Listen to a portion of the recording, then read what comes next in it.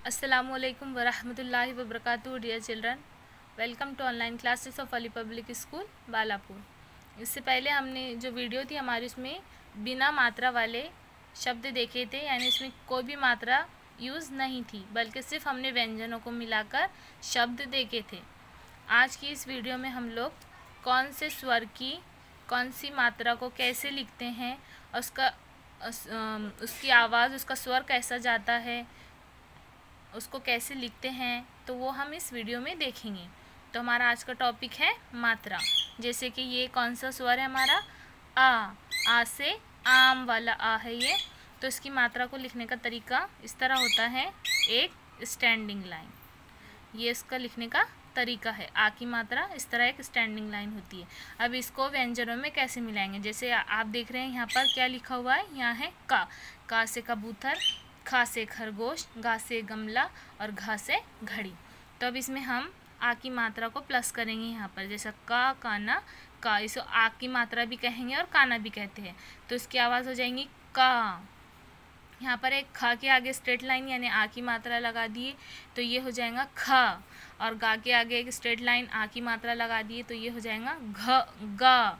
और ये घ के आगे आ की मात्रा लगा दिए तो ये हो जाएगा घ, का, ख, गा, घा।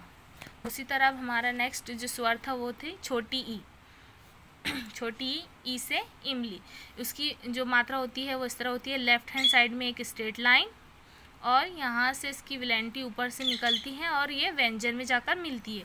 जैसे देखिए यहाँ पर हमने का में, ख में, ग में मिलाए, लेकिन इसका याद ये रखने वाली बात है कि इसकी जो मात्रा होती है वो लेफ्ट हैंड साइड होती है, यानी उल्टे हाथ की तरफ। ये छोटी ई की विलेंटी, की, खी, गी, घी। उसके बाद है ये बड़ी ई, ईख वाली ई। तो इसकी विलेंटी का जो स्ट्रेट लाइन होती है या काना होता है वो होता है हमारा राइट हैंड साइड, और ये व्यंजन से निकलकर काना में मिलती है। इसकी विलेंटी ऊपर से ऐसे राउंड करके काना में मिलाते हैं और यहाँ व्यंजन, जो भी व्यंजन होगा हमारा, जैसे का पर बड़ी ई की विलेंटी की, खा पर बड़ी ई की विलेंटी खी, गा पर बड़ी ई की विलेंटी गी और घ पर बड़ी ई की विलेंटी घी। इसकी आवाज़ छोटी निकलेंगी की, खी, गी, घी। इसकी बड़ी निकलेंगी की, खी, गी और घी। उसके बाद है हमारा छोटा ऊ से उल्लू वाला ऊ।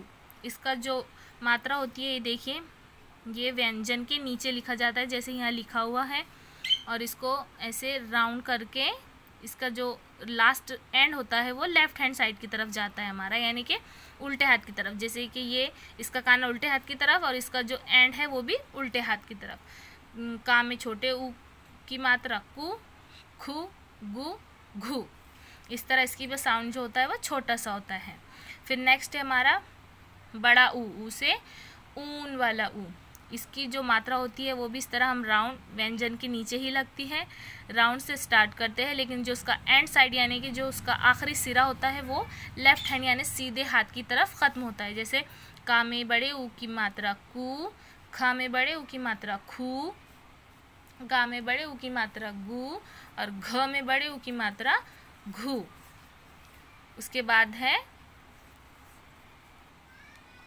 हमारा नेक्स्ट जो स्वर है वो है रू।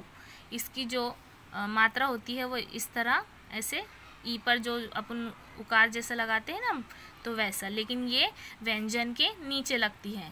का में रू की मात्रा, ख में रू की मात्रा, गा में रू की मात्रा और घ में रू की मात्रा। इसकी एक एग्जांपल हम आपको बताते हैं। जैसे ये अ, म, द, ये तीन व्यंजन लिखे हैं यहाँ पर आ, म, द, लेकिन माँ में यहाँ पर रू की जो मात्रा है वो लगी है, तो रू माँ की आवाज़ हो जाएंगी रू।